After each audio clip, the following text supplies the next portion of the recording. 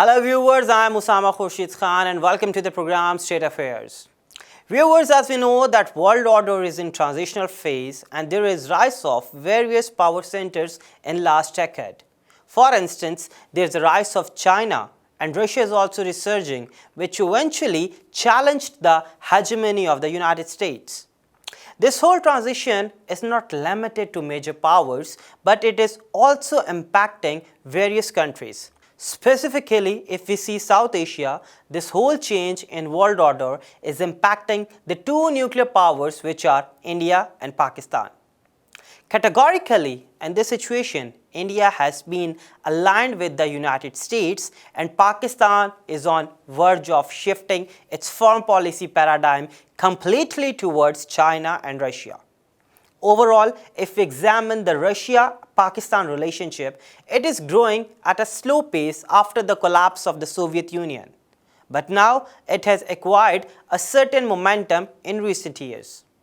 The ties in the initial years after establishment of Pakistan were saddled with distrust of the Cold War period, most glaringly after the support extended by Pakistan to the Mujahideen to help the CIA in Afghanistan in the 1970s and 80s. Now, the fact that the USSR was a close friend of India as Pakistan sided with the United States, which had limited the scope of bilateral interaction between the Russia and Pakistan.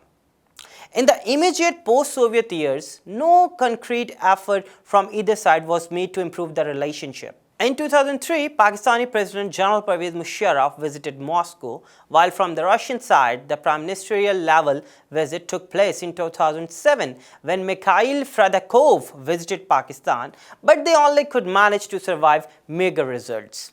Now, coming back towards the contemporary era, the Foreign Minister Sergei Lavrov visited Pakistan back in 2012 after a gap of 6 years, followed by the visit of Defense Minister Sergei Shoigu in 2014, which was an important point in the relationship, as subsequently Russia decided to lift its embargo on Pakistan and agreed to apply 4 Mi-35 helicopters besides building of 1.7 billion gas pipeline from Karachi to Lahore, which is apparently quite interesting economical aspect for Pakistan because there was an economic crunch and eventually it is still prevailing in the country. Now, let me tell you another interesting factor as far as the leadership of both countries are concerned. President Vladimir Putin postponed his visit to Pakistan back in 2016 because he was annoyed over Pakistan's muddling and dawdling response to the Iran gas pipeline project, even though India too backed out under the American pressure.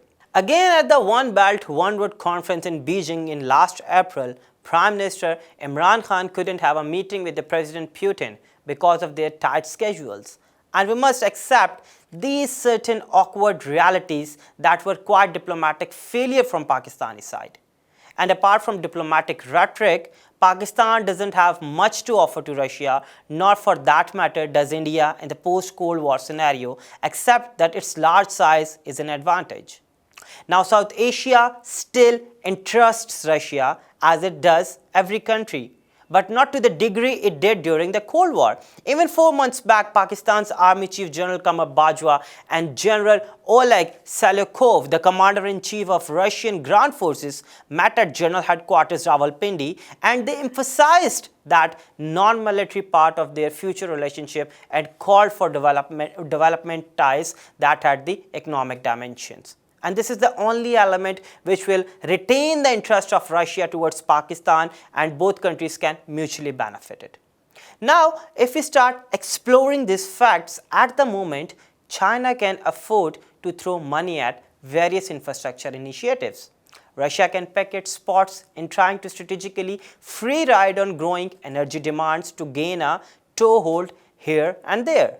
So, the CPEC and regional energy and political dynamics around it have proven to be an opportunity for Russia. With weak economic growth and poor reform prospects, Russia cannot rely on the considerable cash reserves or a strong financial sector to buy influence across the Indian Ocean rim like Beijing. So, A proposed natural gas pipeline from Iran to India and Russia's energy interest in Pakistan are therefore a test case for Russia's ability to deploy its lesser mean of influence, namely energy, to maximal effect. Now, the Russian firms are similarly eyeing potential roles in the China-Pakistan economic corridor. And CPEC is not so much a coherent physical corridor meant to connect the Pakistani port of Gwadar to Kashgar in Xinjiang, but a developmental plan with several national stages of investment. For example, the proposed north-south pipeline, a 1100-kilometer project designed to carry 12 billion cubic meters of natural gas from LNG terminals in Karachi to Lahore, has yet to be decided and estimated at $2 billion. The project is still up in the air over gas transportation tariff negotiation. Here comes the Russian company Gazprom, and Gazprom wanted to charge $1.20 per million British thermal units, but Pakistan pushed them down to $0.85 and now wants $0.78. Hence, the Russian Prime Minister Dmitry Medvedev pushed Gazprom to sign an LNG supply deal through an intergovernmental agreement between the two countries, Pakistan and Russia. The Ministry of Energy structured to operate on a 3-year timeline and automatically renew, thus legally avoiding any tender issuance despite functionally being a long-term contract. So, eventually, Pakistan has signed a provisional agreement with Russian energy giant Gazprom on a feasibility study for an offshore pipeline this year, and that would supply the natural gas from the Middle East to Pakistan and other parts of South Asia. So, combining it in the nutshell, the Russian economic interests are there in Pakistan, and Pakistan can have better alliance with Russia with having more concrete efforts in the regional dynamics, as the regional dynamics are changing. And when I said that regional dynamics are changing, how can I ignore the recent developments in Afghanistan? The US had announced a troop drawdown from Afghanistan back in 2012, followed by an announcement of a withdrawal in 2014, and now Trump has decided to withdraw from Afghanistan. By then, Russia had already demonstrated its willingness to expand its influence in its neighborhood and push back against the United States, looking at Afghanistan as another area to assert its position.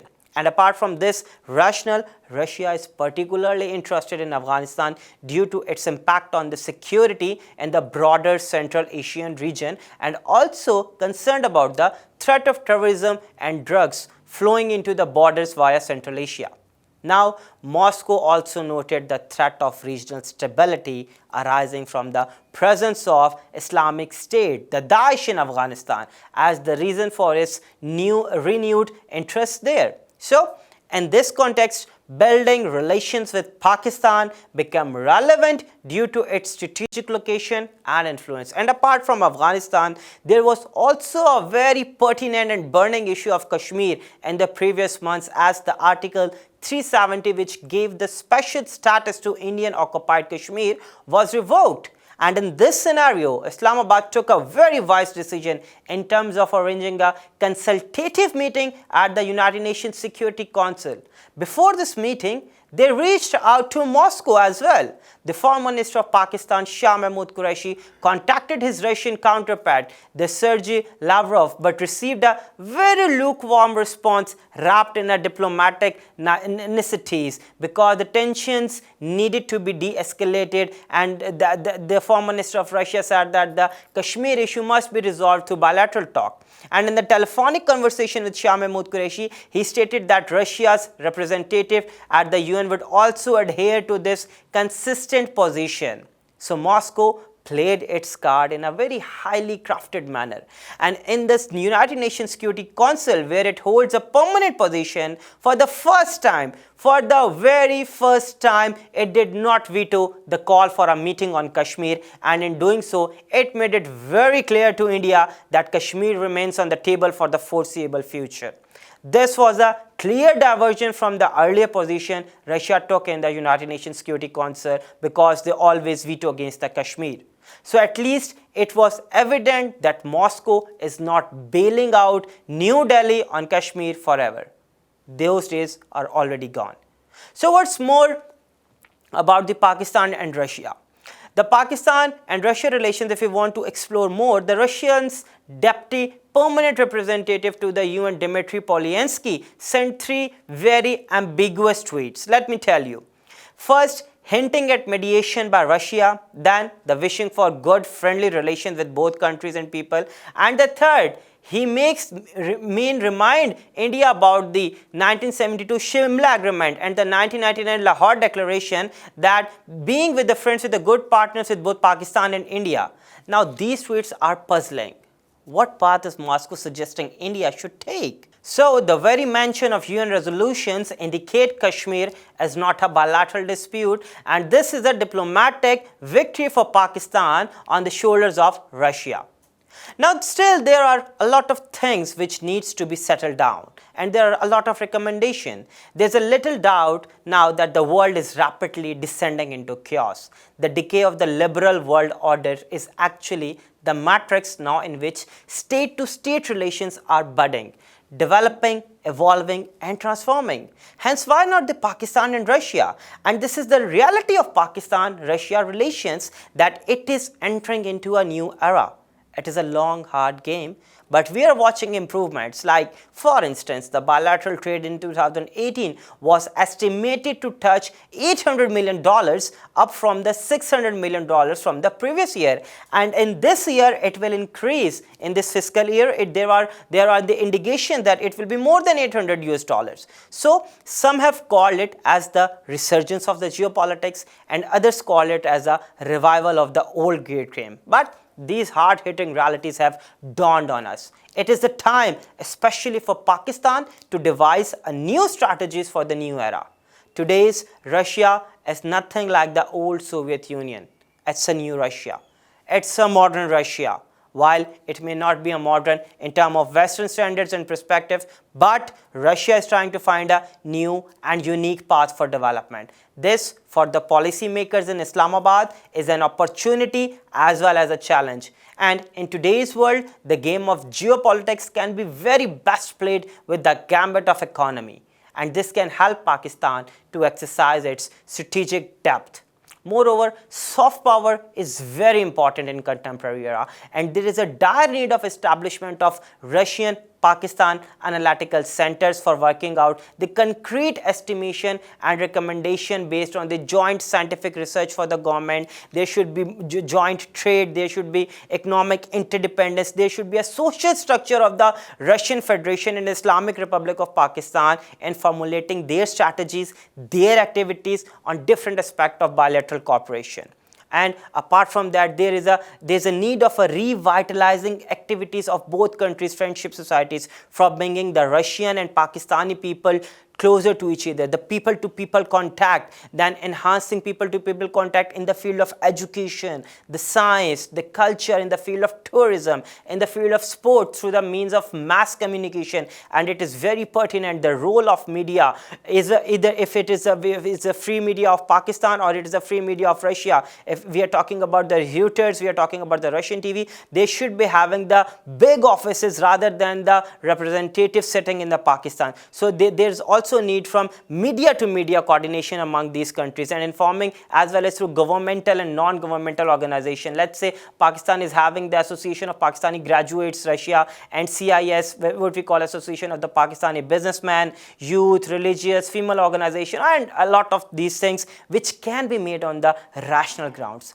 and it will help to develop Pakistan and Russia relationship on a new level of meaningful dialogue and partnership. So we can see and we can hope that in this changing time, in this changing modern dynamics, in this changing world order, Russia can be a new strategic partner for Pakistan, and Pakistan will never put all the balls in the old basket, the old basket of US, and we can see in the foreseeable future that the relations will be going on towards the new path. Hence, I'm signing off from a show with the hope that Pakistan and Russia will be the new international strategic partners in the upcoming world order. Thank you.